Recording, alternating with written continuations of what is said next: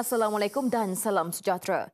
Caruman monetary kepada Kumpulan Wang Simpanan Pekerja KWSP bagi pekerja bukan warga negara akan berkuat kuasa mulai gaji bulan Oktober. Ia melibatkan potongan 2% daripada gaji bulanan oleh majikan dan pekerja. Menurut KWSP, dasar terbaru itu terpakai kepada semua pekerja asing yang mempunyai pasport dan pas kerja yang sah kecuali pembantu rumah domestik. Pelaksanaannya diperkukuh melalui kerjasama antara KWSP dan Jabatan Imigresen untuk menyelaras maklumat pekerja. Pendaftaran bagi majikan wajib dilaksanakan segera, manakala pekerja asing akan dijalankan secara automatik melalui akaun majikan. Pekerja juga digalak mengemaskini rekod cap jari di pejabat KWSP bermula Januari tahun hadapan. Pinjaman bukan isi rumah mencatat pertumbuhan 5% pada Ogos berbanding 4.7% pada Julai lalu. Pertumbuhan dipacu sektor kewangan, pengangkutan dan komunikasi serta perdagangan borong dan runcit. RHB Research turut melaporkan pinjaman isi rumah meningkat 5.7%, didorong gadai janji kediaman dan pinjaman automotif. Pinjaman peribadi pula kekal rendah pada 3%. Sementara itu, Maybank Investment Bank berkata pinjaman modal kerja meningkat kepada 4.8% berbanding 4.1% pada Julai. CIMB Securities pula melaporkan kadar pertumbuhan pinjaman pembinaan kekal kukuh pada 6%.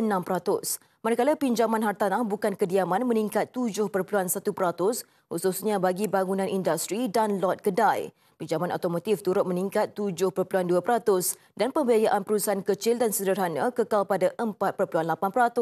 Secara keseluruhan, pertumbuhan pinjaman industri kekal stabil pada 5.4% tahun ke tahun. Pengguna yang memohon pinjaman peribadi melebihi RM100,000 diwajibkan melengkapkan modul pendidikan kewangan. Bank Negara Malaysia mengumumkan langkah itu dalam dokumen dasar pembiayaan peribadi yang berkuat kuasa hari ini. Ia bertujuan mengekang hutang berlebihan dan memastikan pengguna benar-benar memahami risiko pinjaman jangka panjang. Dasar sama turut melarang kaedah pengiraan kadar faedah yang berat sebelah seperti Peraturan 78 yang menyebabkan peminjam membayar lebih faedah di awal tempoh pinjaman. Penyedia kredit juga diwajibkan mendedahkan kadar faedah sebenar dan menilai kemampuan pembayaran secara telus. BNM menegaskan langkah ini penting untuk menangani trend pembiayaan tidak berhemah yang semakin membebankan isi rumah. Malaysia muncul sebagai bintang utama dalam landskep perdagangan global. Menurut Standard Chartered, negara menduduki tempat kedua pasaran paling menarik untuk syarikat antarabangsa merancang semula rantaian bekalan mereka.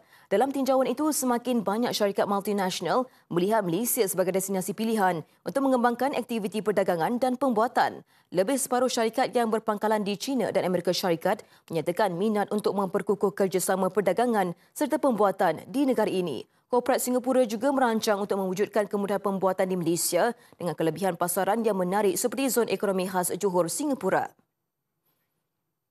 Bursa Malaysia ditutup tinggi hari ini. Pada jam 5 petang, FBM KLCI naik 8.99 mata kepada 1620.87. Kaunter untung mendahului rugi pada 598 berbanding 438, manakala 503 kaunter diniegakan tidak berubah. Menurut Rakuten Trade Research, kenaikan ini selari pasaran Asia. Ini terutama melibatkan saham teknologi berikutan sentimen positif perdagangan kecerdasan buatan. Sekian laporan Detik Niaga. Salam hormat.